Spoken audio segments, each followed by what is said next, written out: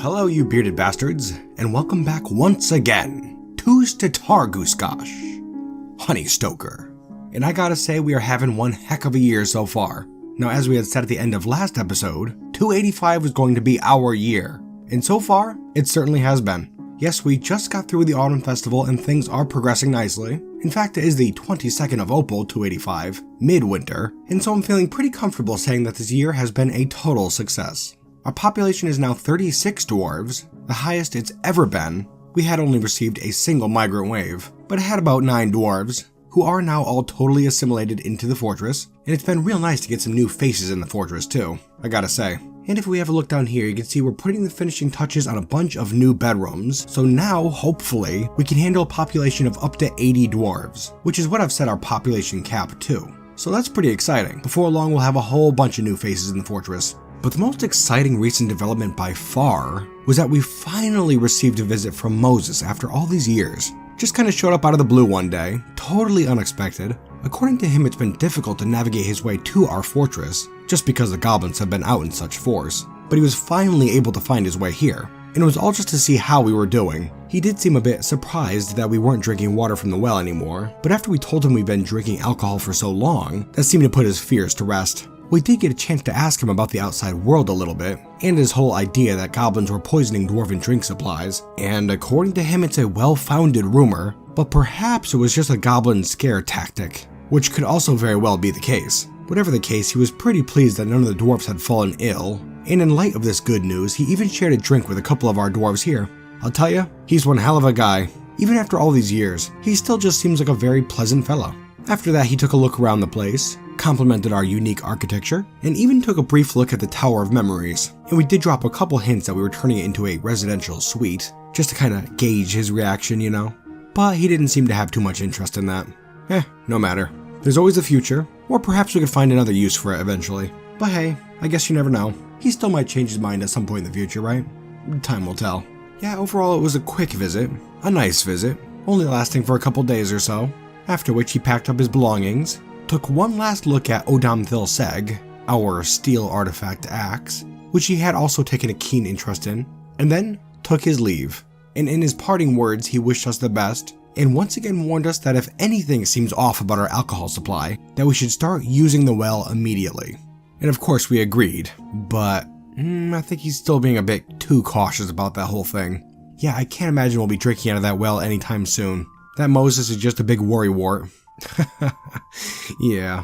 Anyways, back to the fortress here. As I was saying before, 285 has been our year to shine, and we've made a ton of progress here in the fortress, and we also have a bunch of new dwarves to meet, which I'm very excited about. So let's take a quick look. Well, first of all, down this way here, you can see we're carving out a new chamber, and I'm intending this to be an animal training room. Remember, we have a bunch of cage traps up on our walls here, and animals tend to stumble in there once in a while. And interestingly, we just managed to get our hands on a bunch of wild boars, males and females. Oh, and some Kias too. And I'm thinking it would be really cool to get them trained up, especially the wild boars. What better way could there be to honor Moses? Well, you know, I guess I'm hoping it's an honor anyways, not like an insult or something.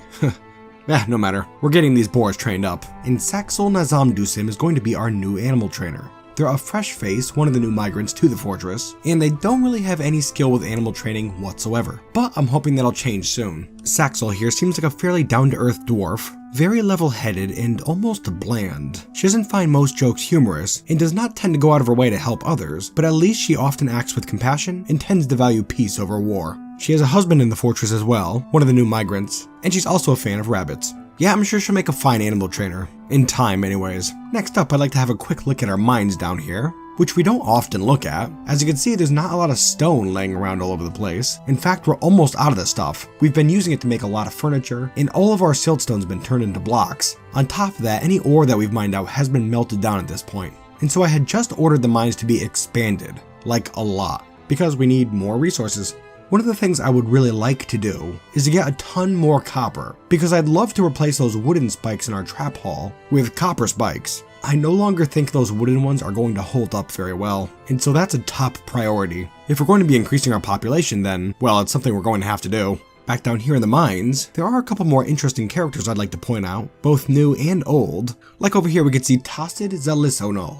who's one of our new smiths. Just a general metal crafter with no skill whatsoever. In fact, he used to be a leather worker, but we don't really need another in the fortress right now. I kind of characterize Tassid here as kind of a brat, really.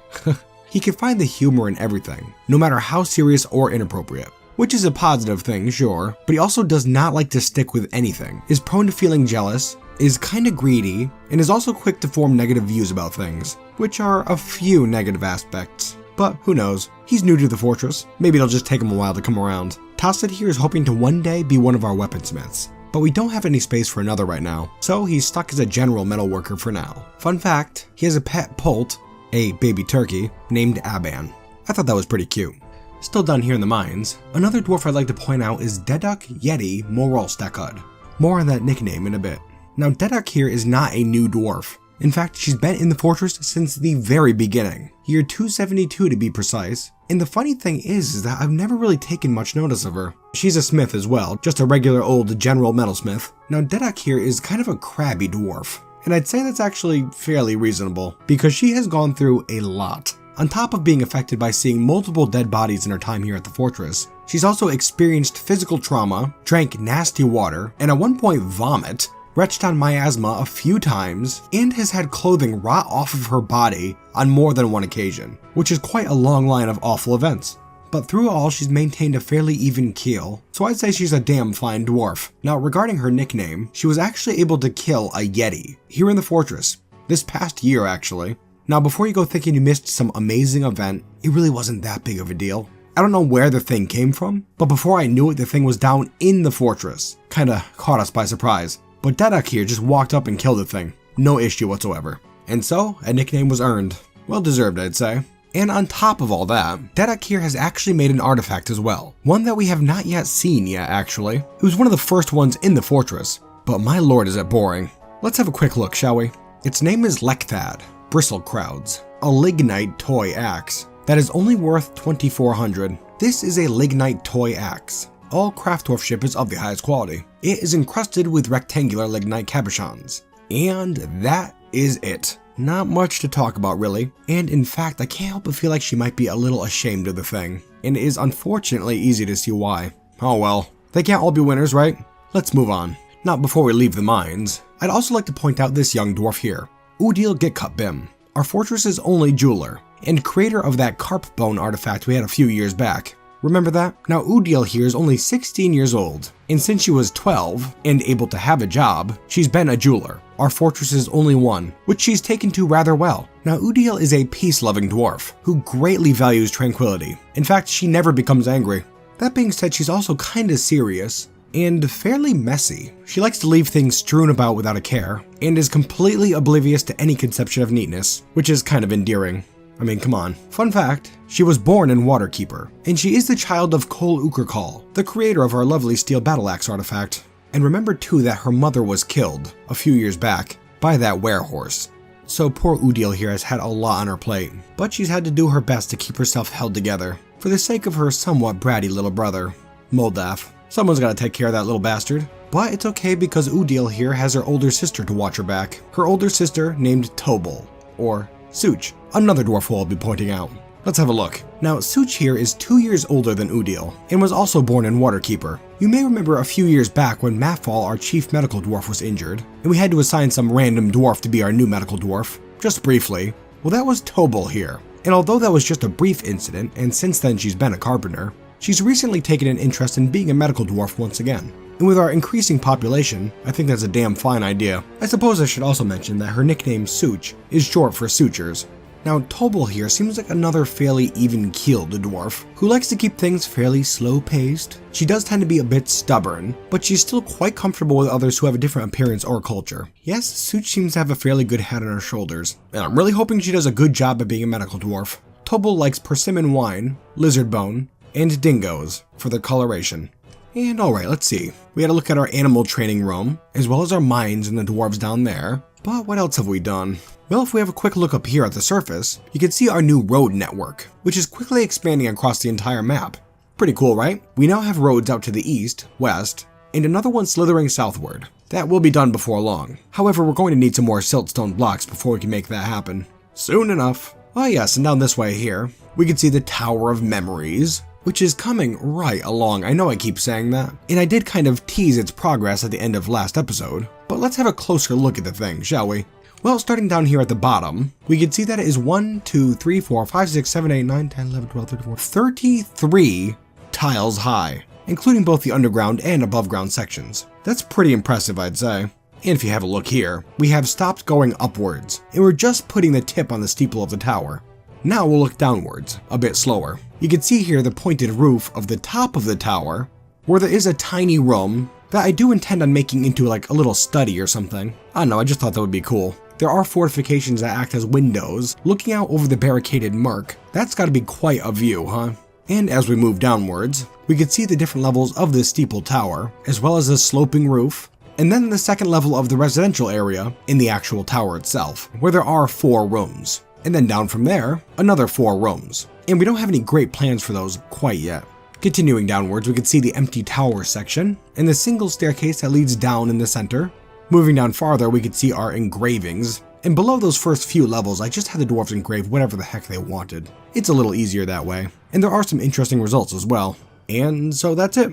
That's the tower. And we're just gonna keep going downwards with it too. I figure why the heck not. At some point we'll probably hit the caverns, and that'll be very interesting, I'm thinking. I am excited. Oh, and if we happen to have a look here, we can see another dwarf that I'd like to point out. Mafal, our fortress's only devoted engraver. Now Mafal here claims to be a master engraver, and he does have some fair skill with it, but I'm not sure he's a master quite yet. He kinda threw a stink when he first moved into the fortress because all the dwarves are engravers, just in their spare time. And he seemed a little offended that there were no devoted engravers in the fort, and so after a little bit of arguing, we decided to just let him be an engraver. That's fine, really, if that's what he wants to do. He dreams of one day creating a great work of art, and I'd have to imagine that's going to take the form of an engraving. I'm excited to see what he comes out with, even though he's kind of a butthead. Okay, I think that's going to about do it for the fortress overview, which takes us to the 6th of Malachite, 286, the following year. Oh my goodness, it's almost the Autumn Festival. Go figure, huh? But that's fine. The dwarves certainly never mind another autumn festival, since they stopped being so cursed, that is. Here's something exciting. Saxel down here in the animal stockpile is training these wild boars and has already trained all the Kias. And the Keeper of Bees now know a few facts about Kia and wild boar training. Very interesting, that'll come in handy, I'm sure. And actually, it looks like some of those wild boars actually gave birth while in the cages, and so we do have a couple of fully tamed wild boar piglets right now. Very cool. A fun fact, wild boars are bigger than pigs, and so if we manage to get a bunch of these guys, it will really help to boost our meat industry. On top of that, wild boars are actually a source of ivory too. Their tusks, that is. And so that'll be pretty cool as well. Very exciting. Oh, and would you look at that? 1st of Limestone 286, which means the Autumn Festival has begun. Let's go, dwarves! It's time to drop your picks and hammers and enjoy the fruits of our labor. Oh, little bit of an incident here. Mafal, our devoted engraver we were just introduced to, is fighting with a wild boar. It's one of the ones that we had captured and were training, but it had reverted to a wild state and I ordered the sprayed avalanches to go and attack it. But it looks like it's given Mafal a pretty hard time here. Like, big time. It looks like while attempting to strangle the thing to death, the boar became enraged and kicked Mafal right in the head. A couple times, which is a bit rough. Let's see how this goes. Following the pig, who is still enraged and fighting, 2 dwarves now, beating on the pig who is unconscious and dead. Okay, that wasn't so bad, and it doesn't look like Mafal was further damaged, thankfully. Well, time to go rest up, buddy. Get yourself down to the meeting hall and have a drink. You'll feel better before long, I'm sure. Alright, there we go. How you feeling, dwarves? Everyone in a good mood? Certainly seems that way, well, for the most part anyways. What an exciting couple of years it's been. We have some new faces here in the fortress. We received a very pleasant visit from the wild boar man Moses. We're able to drink alcohol again, which is always good, and everything just seems to be going swimmingly overall. This fortress, gotta love it. You know, I'll tell you, it's been a good time lately, but it's also been incredibly hectic. Getting the tower in place, training those new animals, all of our combat training we're still doing, and those new migrants. It's really getting to be a bit hard to keep track of everyone. And we still have less than 40 dwarves in the fortress. It's kind of ridiculous, huh? You know, now that I say that, I'm just now realizing that we haven't seen Attir or Iron Tongue for a while. Which is odd because they're usually fairly social. Yeah, you know, when the hell's the last time we actually seen them? Well, I'm sure they'll turn up at some point. They're probably just very busy, right? What? Thab Nomalabal the miner has been found dead, completely drained of blood. Over here in their room, still in bed, killed while they were sleeping. Drained of blood? Now hold on a second, how the hell could something like that have happened? And down here another corpse, Endok, our brewer, again drained completely of blood. That can't be. And a third? Damn it. It's Deduk, Yeti, again drained completely of blood. That can only mean one thing. It appears we have a vampire in our midst, dwarves. There have been rumors of a vampire being spotted up in Waterkeeper to the far north, but that's all we've ever heard. Just rumors. We're just starting to get up on our feet here in Kruggsmash. Well, taking a look at the Justice tab here, it doesn't look like there were any witnesses to the crime, and so I guess that means we'll just have to be keeping our eyes open to see if we can spot any. You! Hold on a second. Serral Erlintobol, the miner. They've been in the fortress for a few years now, and have always been a bit quiet, shy, perhaps, but they've never been a troublemaker, just a fairly typical dwarf. Looking at them now, it's obvious to see that they're a vampire. They're hardly trying to hide the fact. Well, I'm not too sure what we should do with this dwarf right now. This is a dicey situation. And where the hell are Atyr and Iron Tongue? There's nobody around to sort the situation out. Well, it seems a bit silly, but I think for now we'll just lock Serral up in their bedroom. It's hard to say whether or not that's a good decision, but I don't know, I guess it's gonna work for now, right? There we are, all locked up. Won't be causing any more trouble now, for the time being anyways. Alright, all the dwarves are sitting in the meeting hall at the moment, a bit panicked, freaked out, they don't know what to do. And now that we know what a vampire looks like, it's easy to look around and see that we don't have any more amongst us. I don't think. None that look like that one anyways.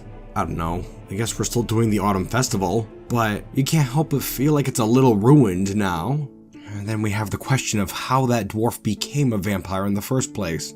Was it couldn't have been the alcohol. Maybe Moses was right this whole time. Well, while I hate to risk it, I suppose we should wait and see if any more cases pop up. We'll just have to remain extra vigilant, dwarves. For the sake of the fortress, we need to keep our eyes open. I suppose anyone could be a vampire, and we just have to remain wary. Maybe we can get word out to Moses, maybe he'll know what to do. And why can't we find Atyr or Iron Tongue? Our leaders, I mean, I hope they weren't killed too. Although if they were, I'd at least like to see the bodies for proof. These are strange days, dwarves. And we'll just have to be taking things one day at a time from now on. We can't know what to expect anymore. Alright, well, it looks like it just turned over to Moonstone, early winter, and so the autumn festival is over, dwarves. Back to work. And remember, we have to keep our eyes open. What would really help right now is if we had some direction. We still haven't located Atyr or Iron Tongue, but I guess until they're found, we'll just keep doing what we were doing before the festival. Training animals, working on the tower, digging out the mines, although I have noticed a few problems lately. Poor Beans over here seems to be going downhill again. He's slowly been getting more stressed, but since this whole vampire outbreak, he's been going downhill rapidly. And as you can see here, he's in a depressed state, just beside himself with grief. Up here in the tower, sitting on the stairs. Not good. He was doing very well for a number of years, but I don't know. If he gets too bad, we're gonna have to throw him out, and I really don't want to. On top of that, another dwarf, Maffal, our chief medical dwarf, has been under a great deal of stress lately. She was one of the dwarves who had to carry a body down to the tombs during that vampire attack, and I think that affected her a bit. She's been holding it together very well since the very beginning of the fortress, so I'm hoping she can pull things together once more and come out of this. And I'm fairly certain she will. But again, we'll have to keep an eye on her, and if it gets too bad, then, well, we gotta do what we gotta do. It's just, again, I'd really like to know where our leaders are, just so we can have some sort of a plan. Very strange. It seems that one of the dwarves went to go check in Atyr's bedroom. A pretty good idea, actually, but found that the door was locked, which is more than a little odd. However, more strange is the fact that outside the door was a note, signed by both Atyr and Iron Tongue. That is strange. Are they both in there, locked away from the fortress? Disturbing. Well, the letter itself reads, "We are well. Follow our orders. Serral must dwell in the highest tower.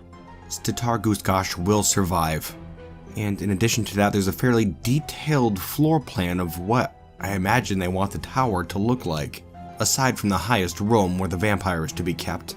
This is all very strange. So now we know they're both in there. Have they been there this whole time? Without food? Or drinks for that matter?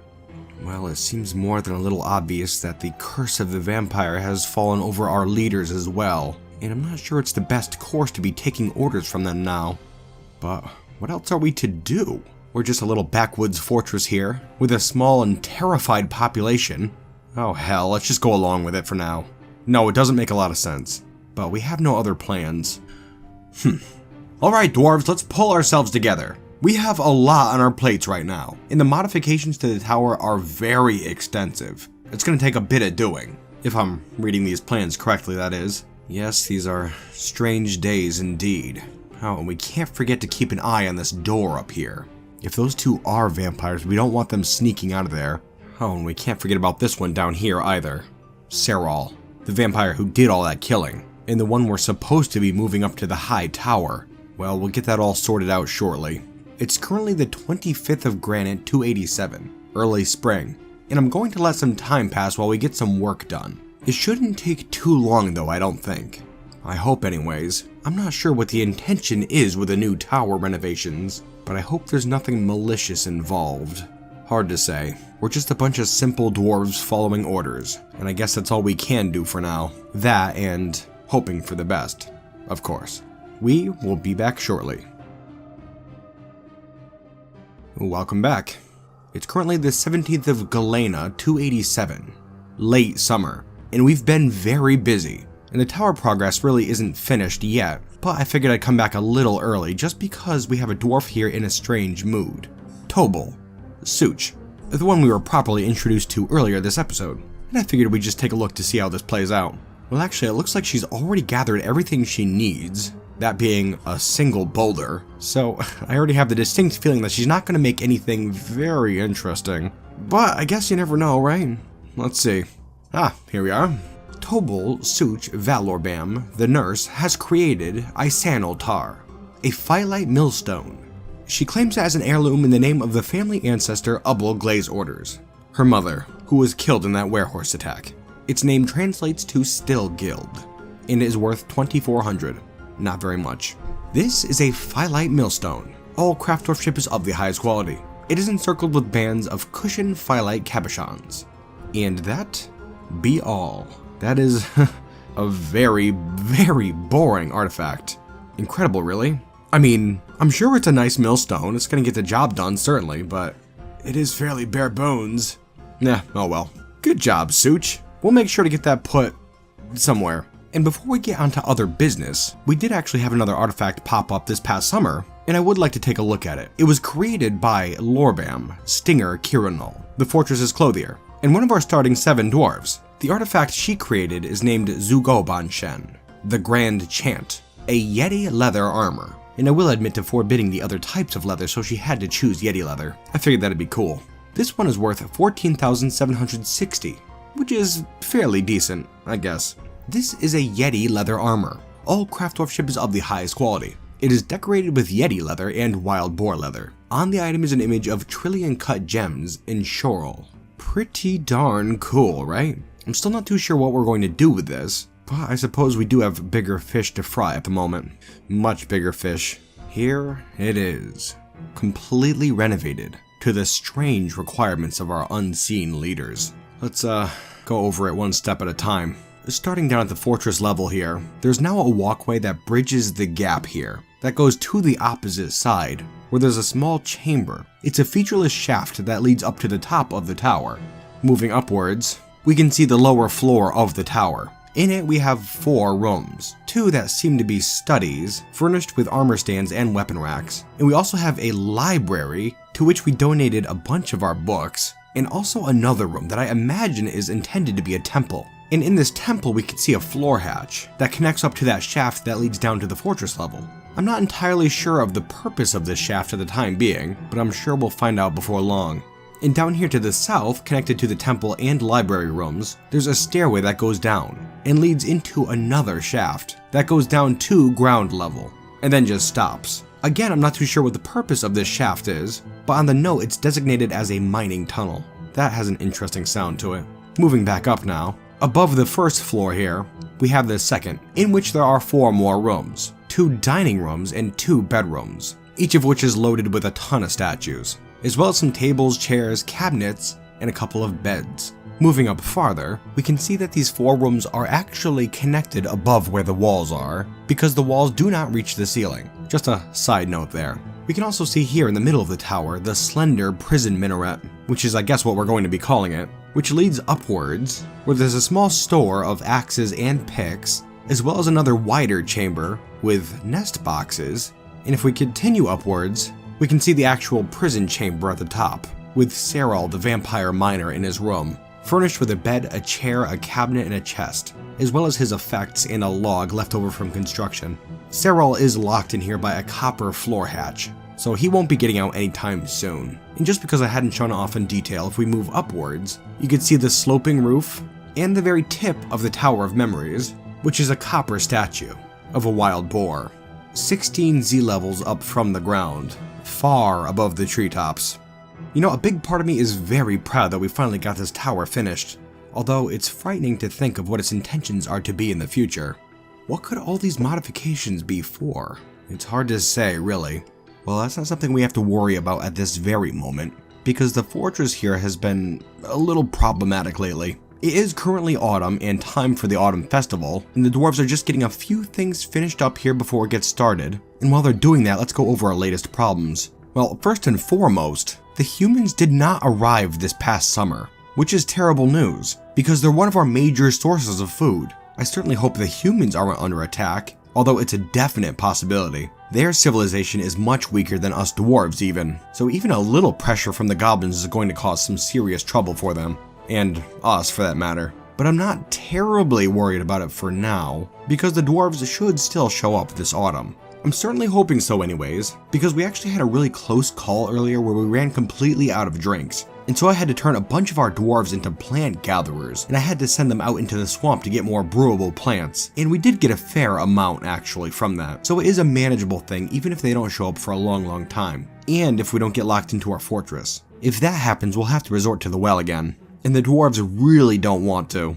Another big recent problem is Mathal, our chief medical dwarf, is still in a terrible mood, and it really seems to be declining too. It all seems to be due to the fact that a few years back she had to drink water without a well, so I don't know if she drank out of the river or what, but she now has a trait that says she is frequently depressed, and I think that's why she's been so miserable lately. It's not good, and I'm not sure if she could be helped at this point. This is a huge problem because if we exile her, it's going to affect the rest of her family, and I think they might actually go with her too. And right now she has 3 children in the fortress, as well as her husband, Id Euristvathsith, a mechanic. If they do all follow her, then we're losing a good chunk of our longtime dwarves, which is some seriously bad news. And I don't want that to happen, but I don't know, we're still trying to figure out what we're doing. Although we have still been getting advice from our leaders, Atir and Iron Tongue, who are still locked up in their room. And although they won't speak directly to us, they are willing to pass notes back and forth. The dwarves here write questions on small scraps of leather or paper, and we slip them under the door, and sometime later we always receive a response. And the responses always seem very well thought out and reasonable too. So we've just been going along with it all. It's mostly been small things, fortress orders and such. However, we did get some new plans onto how to modify the well in the future, and we were told not to do anything with it just yet. I'm not too sure what that means, but we're hanging on to it all. In addition to that, we did receive another note that was of particular interest. It read, "All is well. Come 28th of Timber, dwarves remain in meeting hall. Important. Those who leave risk death. Trust our words. Sttargusgosh will rise. Praise the Skull Lake. Moses watches still."